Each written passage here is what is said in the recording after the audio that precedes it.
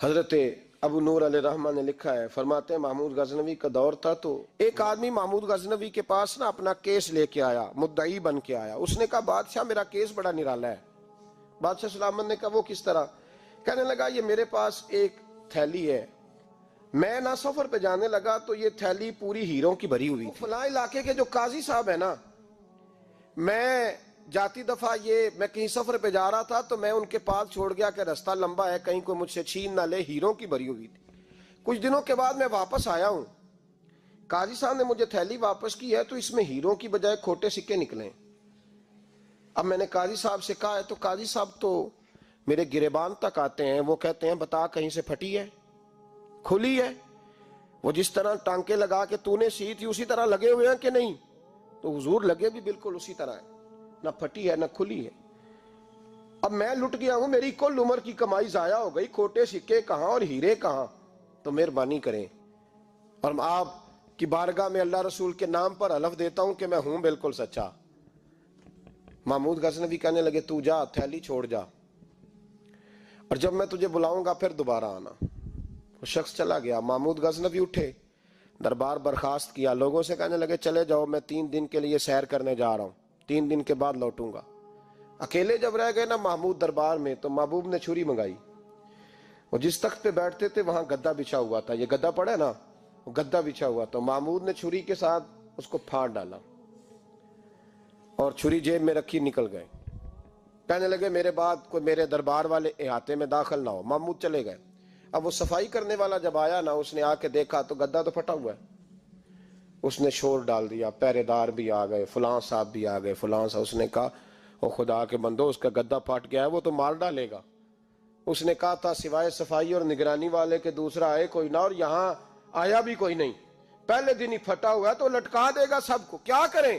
شور ہو گیا، سارے دربار کے ملازمین اکٹھے ہو گئے۔ ایک بندہ بولا، کہنے لگا فکر نہ کرو، میں کیسے بندے کو جانتا ہوں، اس طرح سیے گا کہ جس نے پھاڑا ہوگا اسے بھی پتہ نہیں چلے گا کہاں سے پھٹا تھا، ایسا بہترین رفو کرے گا کہ پتہ بھی۔ اس نے کہا یار ہم سارے ایک ایک مہینے کی تنخواہ دیتے ہیں، تو بندہ بلا۔ وہ بلا لیا اس کو، اس کا نام محمد رفو گر تھا۔ وہ آیا، اس کو گدا دکھایا، اس کا یار اس طرح سینہ پتہ نہ چلے۔ اس نے کہا فکر ہی نہ کرو، میں بڑا کاریگر ہوں۔ بڑے بڑے کاریگر لوگ نہیں ہمارے ملک میں پائے جاتے، کوئی نشان چھوڑتے ہیں پیچھے؟ بڑے کاریگر کا پیسے ہونے چاہیے، بڑے بڑے کاریگر بندے۔ آپ یقین کریں ایسا ایسا فلسفہ، یہ عمرہ عبادت ہے نا، سرکار دو عالم صلی اللہ علیہ وسلم کی بارگاہ کی حاضری بڑی نعمت ہے نا۔ تو سعودی گورنمنٹ نے پابندی لگا دی، خیر ان کی بھی زیادتی ہے، اس طرح کی پابندیاں شریعت اسلامیہ میں جائز نہیں۔ اللہ کے گھر مسلمان جب چاہے جا سکتا ہے، لیکن وہ کہتے ہیں جی 2000 ریال دے جس نے 2 سال بعد بھی آنا ہے۔ انہوں نے پابندی لگائی تو ہمارے ایجنٹوں نے بھی کئی خاص ٹریننگ حاصل کی ہوئی ہے، پتہ نہیں کہاں سے سیکھ کے آئے، انہوں نے بھی رستہ نکال لیا۔ ایک صاحب سے میں نے کہا کہ جناب وہ 2000 ریال لگ گیا تو کیا کرنا ہے؟ کہنے کوئی مسئلہ نہیں، پاسپورٹ نواں بنوا لو، گنجائش ہے، یعنی ہر شے کا حل ہے۔ اور میں نے کہا یار اب عمرہ کرنے جاتے وقت بھی بندہ دھوکہ دے کے جائے، اللہ کے گھر جاتے وقت بھی اس طرح کی حرکت کرے، کیا حال ہو گیا؟ ہر چیز کا لوگوں نے حل نکال لیا، ہر چیز کا لوگوں نے سٹائل بنا لی۔ ایسا نہ کریں، یہ درست نہیں۔ احمد رفو گر کہنے لگا اس طرح سیوں گا کہ پھاڑنے والے کو بھی پتہ نہیں۔ ان کا پیسے لے یار تو سی دے۔ اس نے سی دی، اگلے شام ہی لا کے بچھا دیا گدا۔ تیسرے دن بادشاہ سلامت آئے، آ کے پہلی نظر گدے پہ ڈالی۔ اس نے بلایا سب ملازمین کو، کہا کس نے سیا ہے؟ کہا جناب کیا ہوا؟ کہا یہ پھٹا ہوا تھا۔ کس نے؟ کہا نہیں پھٹا ہی نہیں۔ وہ کہنے لگے بنو بات، میں خود پھاڑ کے گیا تھا، تو بتاؤ صحیح سیا کس نے ہے؟ کہا جناب آپ پھاڑ کے گئے تھے تو بتایا کیوں نہیں؟ فرمانے لگے اسی لیے تو بتایا نہیں تھا کہ تم خود تحقیق کر لو، بلاؤ بتاؤ سیا کس نے۔ تو بلا لیا، احمد رفو گر آ گیا۔ اس کو جب بلا کے سامنے بادشاہ کھڑا کیا، کہا بھئی تو نے سیا ہے؟ کہنے لگا حضور آپ کے سارے ملازم کٹھے ہو کے آئے تھے، میری غلطی کوئی نہیں۔ کہا نہیں یار تو بڑا کاریگر ہے، میں نے اپنے ہاتھ سے پھاڑا تھا پر مجھے بھی نہیں پتا چل رہا کہاں سے پھٹا تھا۔ اچھا یہ بتا یہ تھیلی جو ہے یہ بھی تو نے سی تھی؟ اس نے کہا جی آپ کے خادم کا ہی کارنامہ ہے، وہ فلانے علاقے کے قاضی صاحب آئے تھے، اس میں سے ہیرے نکال کے تو کھوٹے سکے بھرے تھے، تو مجھے بھی تھوڑا سا حصہ ملا تھا۔ محمود نے سارے گواہ بھی اکٹھے کر لیے، ثبوت بھی اکٹھے کر لیے۔ پھر قاضی کو بلایا، پہلے سارے ثبوت اور گواہ केस हल कर लिया। फिर हमारे यहाँ ये हाल होता है कि मुदई 2-3 हफ्ते के बाद खुद ही हाथ बांध जाता है, कहता तुसी मेरी जान छो, मुजरम फड़ो भावे ना फड़ो। वो कहता है मुझे माफी दो, मैं रहा। जुल्म है ना, जुल्म, ज्यादती है कि जो बेचारा इतने सवाल मुजरम से नहीं होते जितने मुदई से होते हैं। आप यकीन करें, इतने सवालात होते, बेचारा हफ जाता है। ये तरीका दुरुस्त तो नहीं। एक लुट गया और दूसरा तरह तरह के सवालों के जवाब देता फिरे बेचारा। सारे सबूत इकट्ठे करके काजी साहब को बुलाया, तन्हाई में ले जाके महमूद गजनवी ने कहा काजी साहब आपसे गलती हो गई, गरीब आदमी था, वो लुट गया है, उसने तो बड़ी मुश्किल से कुछ हीरे जमा किए थे और उसकी कुल कायनात थी, तो आप उसका माल उसे दे दें, बात खत्म। काजी साहब कहने लगे आप मुझ पे इल्जाम लगा रहे हैं, सवाल ही नहीं पैदा होता। आप मेरी दाढ़ी देखें, आप मेरा एजाज देखें, दुनिया जानती है। मैं कहा काजी साहब इंसान भूल ही जाता है, बंदा भूल जाता है, गलती होगी, माल ने कहा नहीं सब। कहा मैं तन्हाई में पूछ रहा हूं, मैं उस वक्त पूछ रहा हूं जब दूसरा मौजूद कोई नहीं। आज तौबा कर ले, मैं कुछ नहीं कहूंगा, तू मेरी जुबान पे एतबार कर, तुझे पता है मैं जो कहता हूं उस पे अमल भी करता हूं, बाज आ जा। पर काजी ने कहा नहीं मेरी गलती कोई नहीं। महमूद ने फिर बड़े दरबार में बुला लिया, मजमा आम में। मोहलत के दिनों में जो तौबा कर ले वो बच जाते हैं, लेकिन लोग रुस्वाइयों के दिनों में फिर वापस लौटते हैं अगला घर देख के, फिर हालात और तरह के हो चुके होते हैं। जब भरे दरबार में काजी को बुलाया, भाई तू मानता है कि नहीं? उसने कहा नहीं। तो कहा बुलाओ अहमद रफूगर को।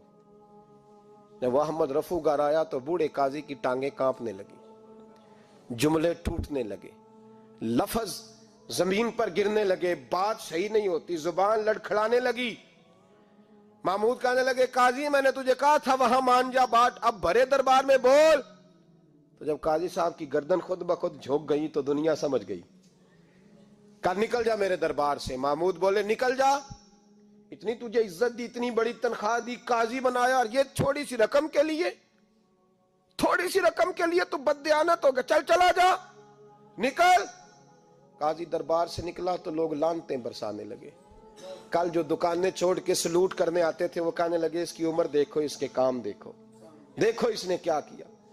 घर गया, बच्चे जिनके लिए पाप कमाया था, जिन्ना ली तू पाप कमाए हुन किथे नहीं हो तेरे घर दे। वो बच्चे कहने लगे अब्बा जी हम तो स्कूल मदरसा जाने के काबिल नहीं रहे, उम्मीद थी कि बीवी साथ देगी।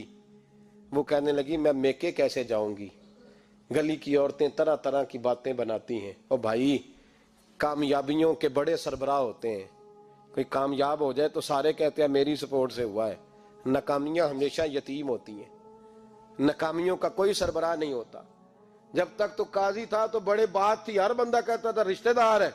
रुसवाई हो गई तो वो तेरी आंख हो या संगे मलामत की चुभन, कौन पहुंचा है मेरे दर्द की गहराई तक। दौरे शोहरत में तो यारों ने किया याद बहुत, साथ आया ना कोई कूचे रुसवाई तक। और मियाँ साहब कहने लगे सारी उम्र ही आटा गुद्द है, मैं लखा कीते नहीं पेड़े, अब वक्त आया ही ते मोहम्मद बख्शा कोई नहीं हूं बैठा नेड़े। हालात ही बदल गए। काजी खामोशी से अंदर चला गया, अपनी रुसवाई समेट के बिस्तर पे लेटा। ना रोटी की भूख लगी, ना पानी की प्यास लगी, ना नींद आई, सारी रात तड़पता रहा। सवेरे घर वालों ने दरवाजा खोला तो रूह परवास कर गई थी, दुनिया छोड़ गया। हजरत अबू नूर अलैहि रहमा बोले, फरमाने लगे याद रखो कभी बददियानती ना करना, कभी। ये तो महमूद गजनवी की अदालत थी, कयामत में रब करीम की अदालत लगेगी। और फरमाया वहां तो गवाही देने वाला अहमद रफूगर था, कयामत में तो तुम्हारे अपने हाथ पैर गवाहियां देंगे, हमारा अपना वजूद गवाही देगा। और फरमाया यहां तो लानते दुनियादार बरसाते थे, वहां फरिश्ते होंगे।